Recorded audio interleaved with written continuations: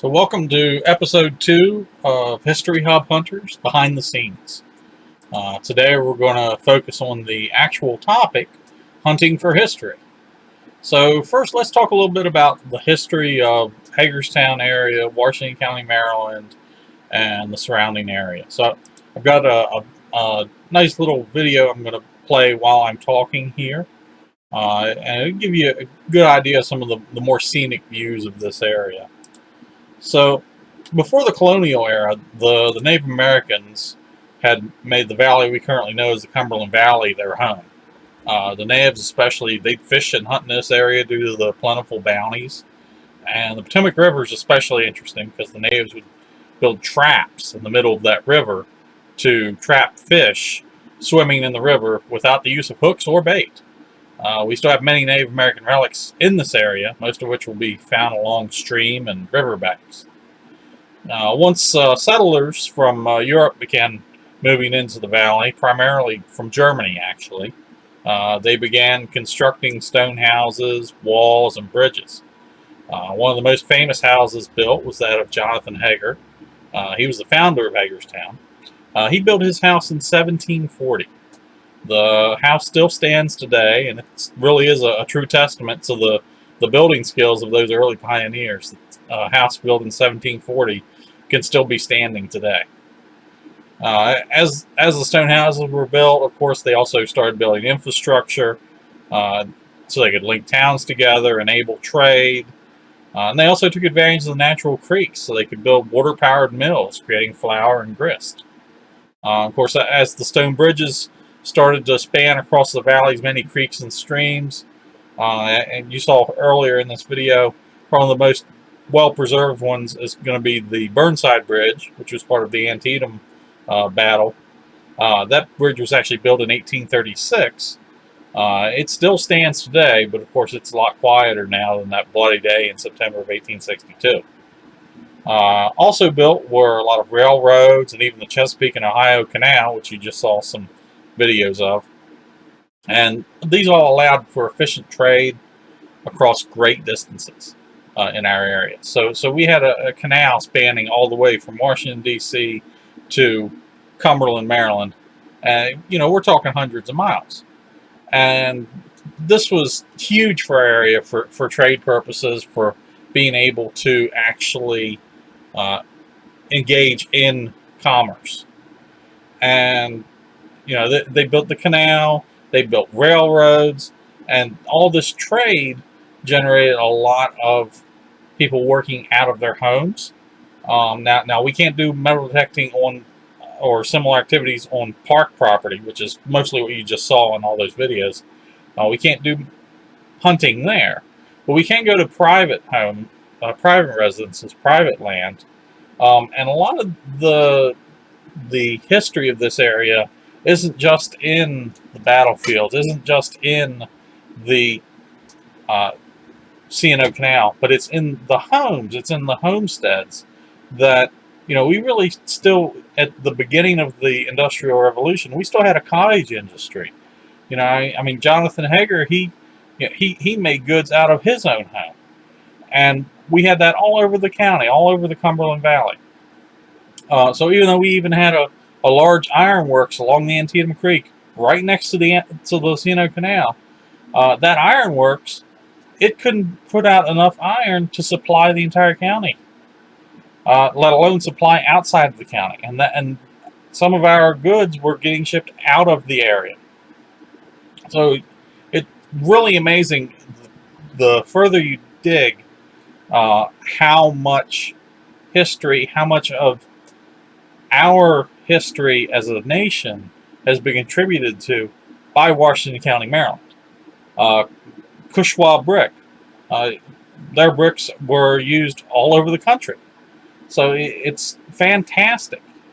And the reason we're able to find so much stuff in this area, a lot of people think of Sharpsburg as being the entire Antietam campaign, just in the small area where the battlefield is.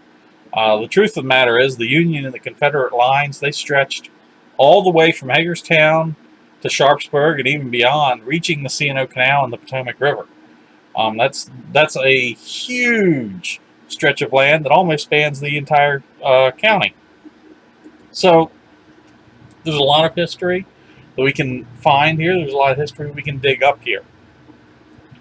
And we're talking artifacts from 1700s and beyond that they're just under the ground waiting to be found. And it really is remarkable just how much history we actually have here.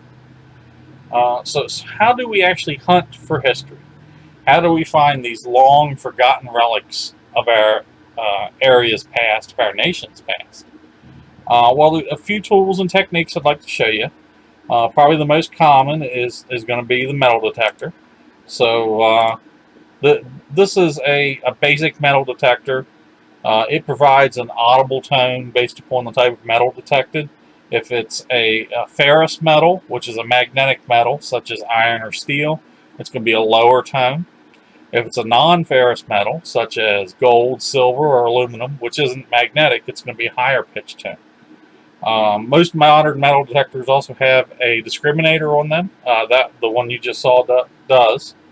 And that discriminator allows you to filter out the ferrous material. And that's really good for, I mean, like somebody did construction remodeling on their house. If you leave the discriminator off, you're going to find every single nail that the contractor dropped, everything like that. And it's real simple. All you have to do is just pass it over the metal object, and you get this nice little tone that tells you, hey, there's something here. You need to look into this further.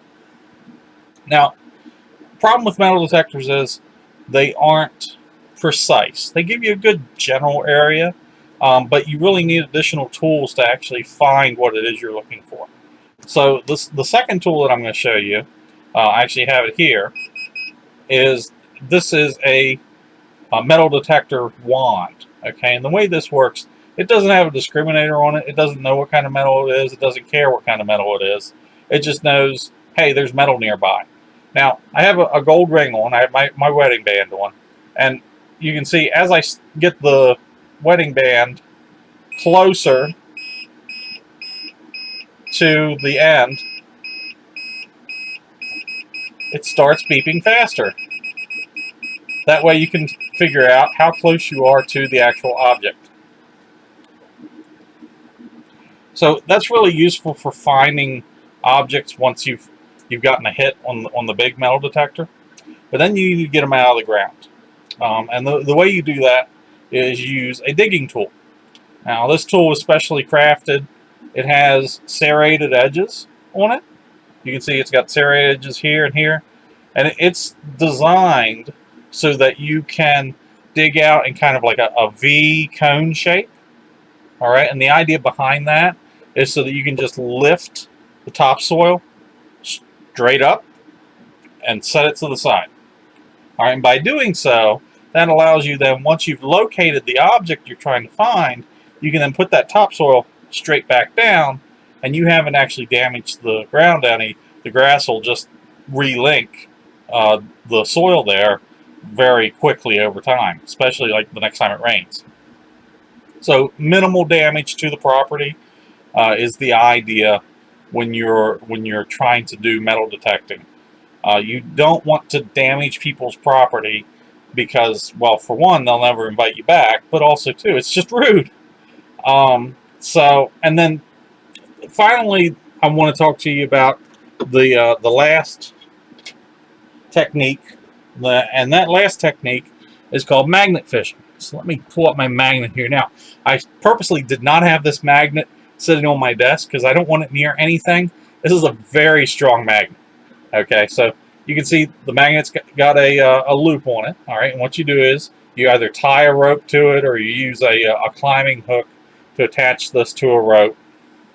And you just toss this in the creek or river or stream or wherever. You just toss it in and then pull it back in.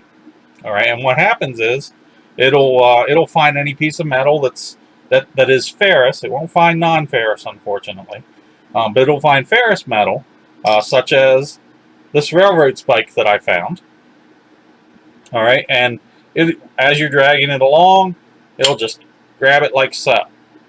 All right, and it actually grabs it pretty tight. I almost pinched my finger there. That would have been bad. So yeah, you can see it grabs the spike very tightly, and then you just pull it up out of the water. So that's how you, that's the techniques that we will use to find objects as we're hunting history. So I really hope you enjoyed this. So something else to talk about though real quick is, so when we want to talk about using the metal detector, or why do we care about iron in the water, is a lot of the old tools are made of iron.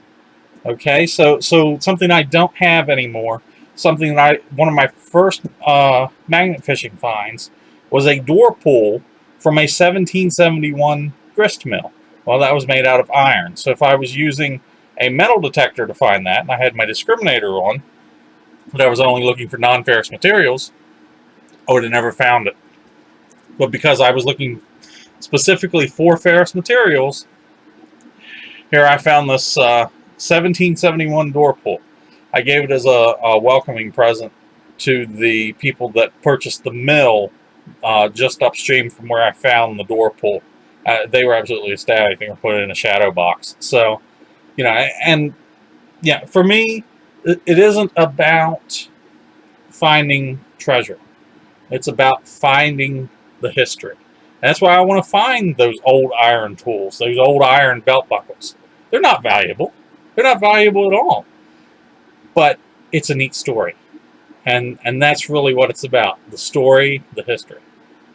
So now that you've seen what we plan on literally digging into and how we're going to do it, make sure you tune in for the next episode where we'll actually talk about the format of the History Hub Hunters show and what you're going to expect. So, see you next time.